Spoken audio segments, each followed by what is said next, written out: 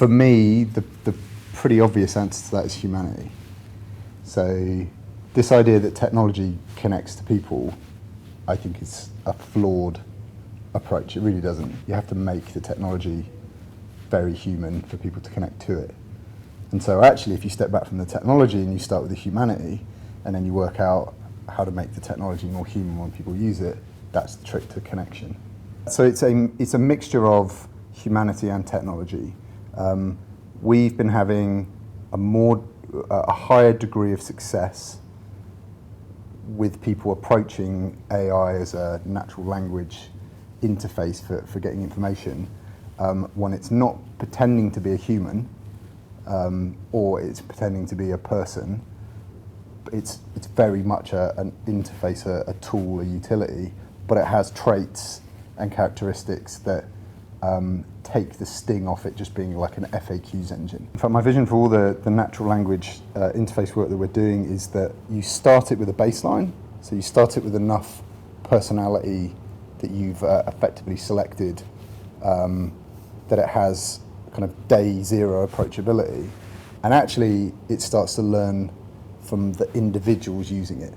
So what I envisage over time is that your version of the experience will be slightly different than mine, based on it learning some of your quirks and characteristics as well. We've got a really solid theory now that a really good sort of natural language experience should be more like talking in a mirror. So it starts off with a personality that's very much an authoritative figure in a space, and then over time it becomes almost like asking yourself the question, so it becomes very Socratic. And that's what we're hoping that the machine learning is going to be able to help us do, is start to tweak the personality in a non-creepy way to be more effective to you as an individual and that person over there as an individual. The personality will evolve depending on how you use it. It's just like this idea that it's more of an inner monologue for you as an individual.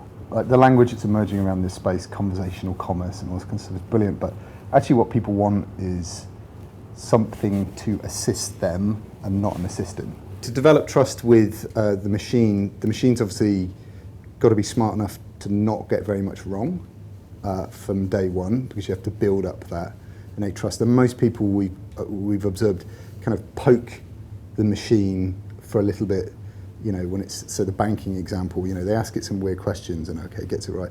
So actually the trick is to have it not know very much on day one or day zero, to have it know very, very little, kind of 10% of all the bank's knowledge in this particular example, and then hand you off to a live chat agent or a phone number or a web page or whatever when it doesn't know the answer. And by doing that, what we've done is we've ensured that our technology doesn't get a huge amount wrong. So it only gets right the things that it knows. And then over time, that line can go from kind of 10% to 12% to 15% and down and down and down. And we've deliberately done that 10% only knowledge from day one because that helps to instill trust. The other thing that I think a lot of industries are neglecting is this idea of the human agents and the virtual agents working harmoniously. Like there's a really sweet spot right there where it doesn't know, so it hands you off, and it only knows what it knows, and that extra question it asks you validates the fact that it doesn't know, and then off you go to somebody to actually answer the question. So our vision is that everybody in the bots that we're building out, that everybody will start with the AI. So the economics of it are, if it knows all the common questions and answers, then that takes some slack off the human support agents, the actual people that are answering the questions. Like push everybody through the AI doorway. It will triage you to the next best action.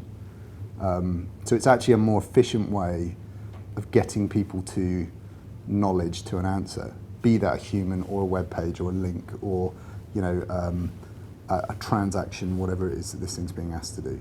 The omni-channel thing is an issue because brands have a problem with continuity across channels. So how do you ensure you have the same experience online that you get in a branch or over the phone, whatever it is? If you have a piece of technology that's very human by nature, as that first point of contact in all channels, and it's dipping into the same source of information regardless of how you're engaging with the bank or the shop or whatever it is, that actually becomes it becomes a big relationship builder in a very minority report way. So that dystopian view of like screens just talking at you because it knows you everywhere. It's just like, we can't get to that place, but I think as long as we get to a place where the AI is providing you with the conversational continuity at every point in a journey, so a series of commas instead of full stops, that becomes a very potent world.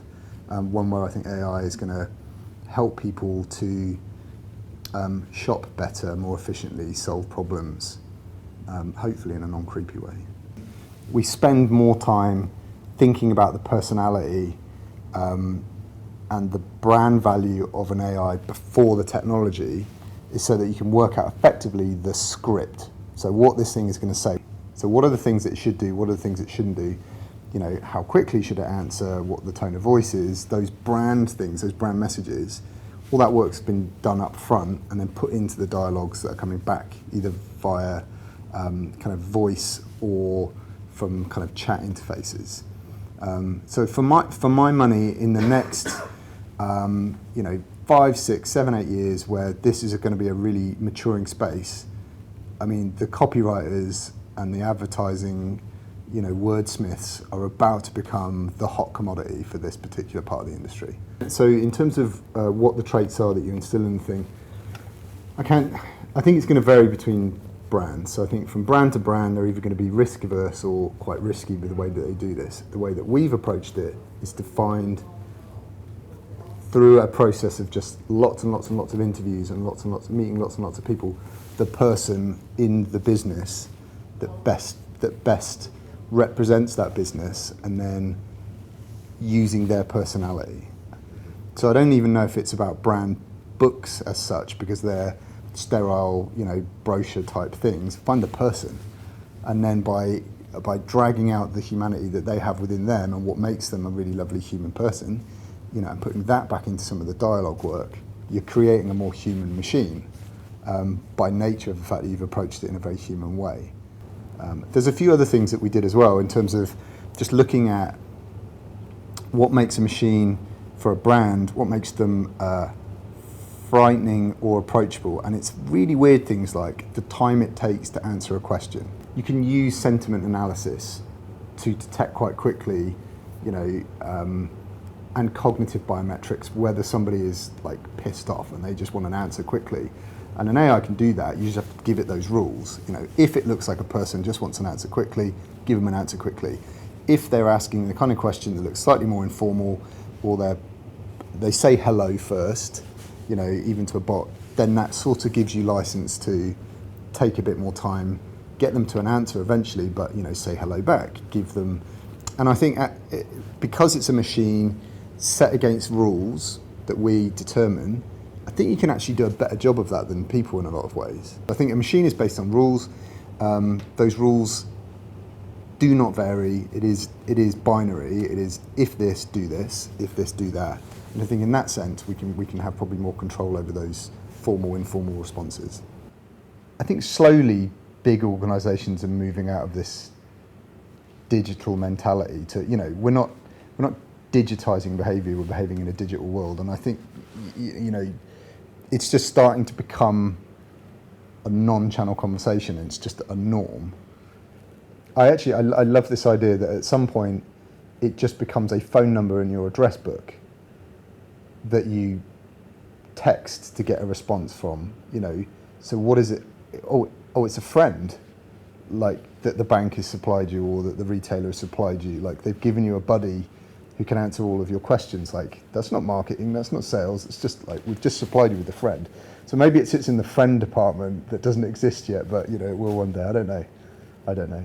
I actually think it needs to be sector agnostic and more linked to hardware. So the thing that binds all genres together in kind of industry are, say, the mobile phone. So the device that you engage with all of these different sectors on remains the same, even when you're in a shop or in a bank or, on the phone. That thing remains constant. And therefore, if it's connected to that and not a particular industry, say, it's learning from your behavioral data, it doesn't have to be tailored for banking. It doesn't have to be tailored for retail. My personal view, my personal desire is that it does not, these things do not have to be specifically owned by an industry. I think that's where it's going to start. So I think industries are going to build their own versions of it.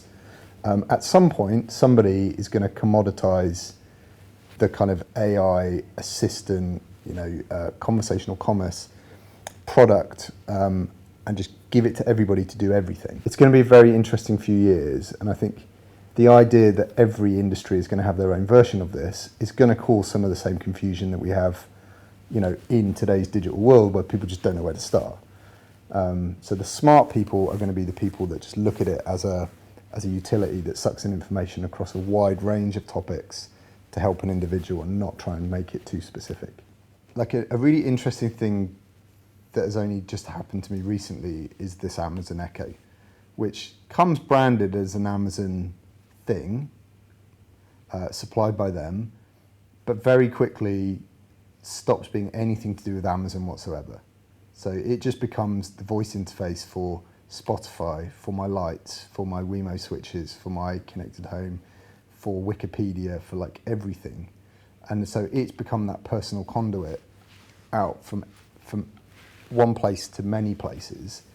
And the way that that's changed the dynamic in our house in a very quick space of time as an AI in our house is quite astonishing.